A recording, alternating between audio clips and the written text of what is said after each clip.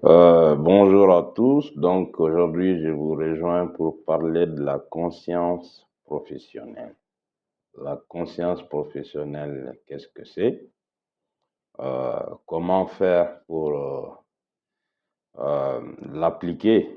Donc, la première des choses, déjà, dans conscience professionnelle, vous avez le mot, la racine profession. Donc, c'est tout ce qui touche comment on doit bien se comporter dans le monde du travail. C'est très important parce que ça nous permet aussi de créer une réputation.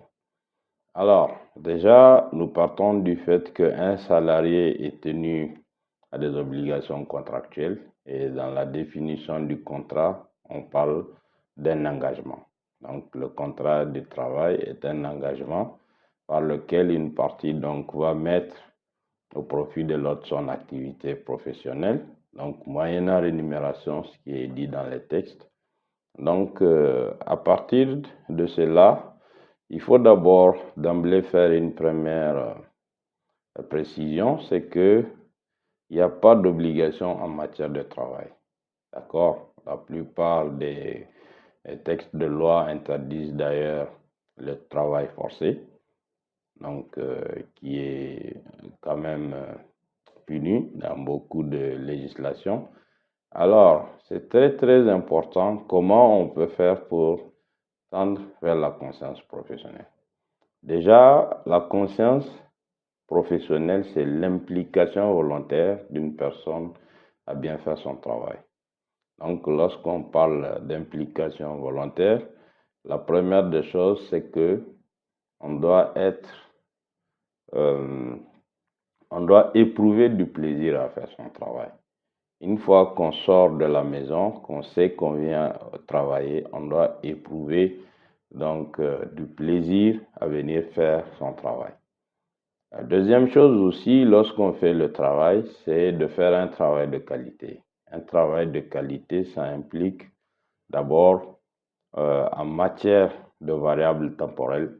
Donc, vous le faites dans un temps raisonnable, mais aussi il doit recouvrir une certaine qualité digne de nom, donc qui prouve votre compétence.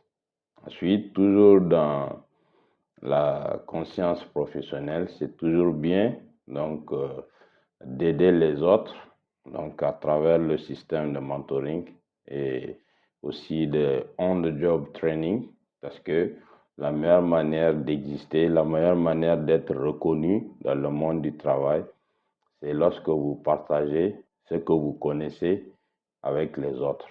Lorsque vous gardez ce que vous savez uniquement pour vous, vous n'allez pas pouvoir donc le faire connaître par beaucoup de personnes et en général, une fois que vous êtes en dehors du système, vous êtes déjà fini. Mais quand vous avez des personnes que vous avez aidées à grandir, à gravir des échelons, même si vous êtes en dehors du système, même si par ailleurs vous n'exercez plus le métier, votre ombre va toujours planer à travers donc ce que vous avez réalisé. Également, donc le fait de faire de l'écrit. L'écrit aussi, c'est une manière d'aider les gens. Tout ce que vous connaissez, que vous portez à l'écrit, c'est une manière donc d'aider les autres. Alors, qu'est-ce qui n'est pas bon ou qu'est-ce qui n'est pas bien, si je peux m'exprimer ainsi, lorsqu'on parle de conscience professionnelle? Conscience professionnelle, par exemple, faire un geste déplacé pour faire amener les gens à comprendre qu'il y a une faille. Ça, par exemple, c'est des choses qu'il ne faut pas faire. Et surtout, ne pas respecter toutes les lois qui encadrent le travail. Les lois, en général, on va parler pour le cas du Niger, il sera le code du travail, la convention collective, ainsi que la partie réglementaire du code du travail. Donc, tout ce qu'il ne faut pas faire, ne pas être violent au travail, recevoir des ordres, les exécuter.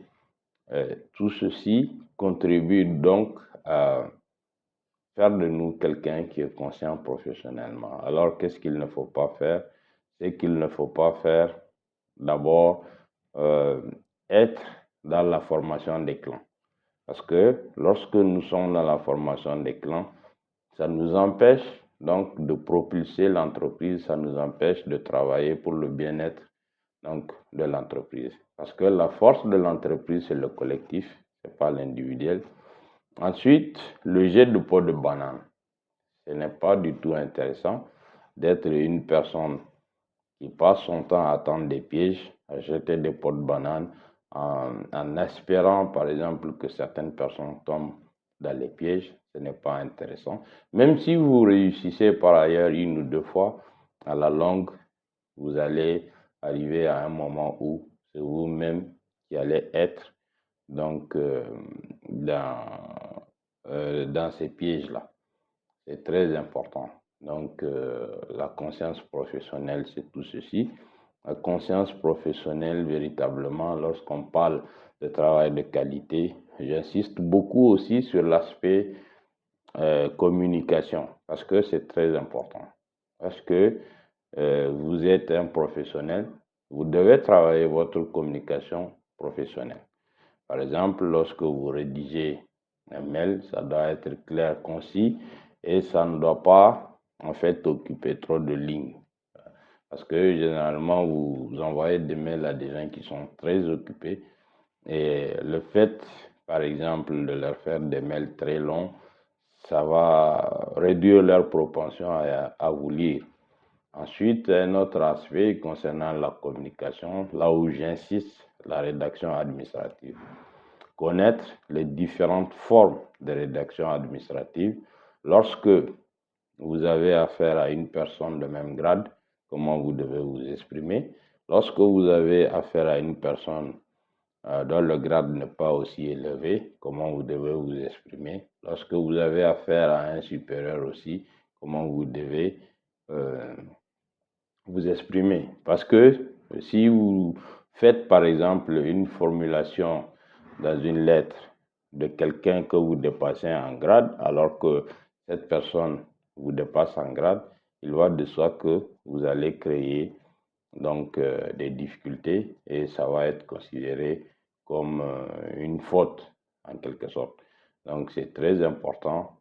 Être un bon professionnel, c'est travailler tous les contours donc de, de notre travail, mais aussi il ne faut pas oublier le renforcement de capacités parce que c'est très très important. Il y a toujours quelque chose à découvrir, il y a toujours quelque chose à faire. La séance n'est pas stagnante, la séance progresse. Donc voilà, ceci c'est très très important. Donc c'est tout ceci que je voulais partager avec vous. Merci.